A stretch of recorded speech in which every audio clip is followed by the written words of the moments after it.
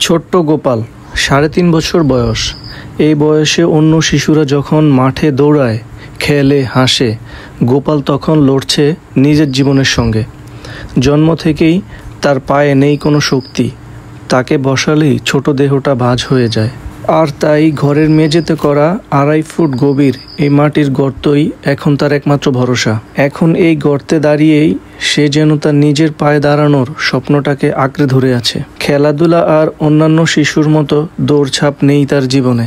ক্ষুধা পেলে সে শুধু কাঁদে, আর মা সঞ্চারিতা সারাক্ষণ চোখে অশ্রু নিয়ে আগলে রাখে তাকে।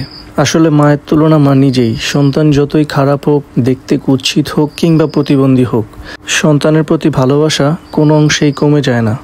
যার প্রমাণস্বরূপ এই মা তার ছেলেকে হুইল চেয়ার কিনে দেওয়ার সামর্থ্য নাই বিদায় ঘরের মেঝেতে গর্ত করে তাকে প্রাথমিক চিকিৎসা দেওয়ার চেষ্টা করছে। সো গাইস, সবাই এই ছেলেটির জন্য দোয়া করবেন এবং যে যার সামর্থ্য অনুযায়ী যদি পারেন সহযোগিতা করবেন।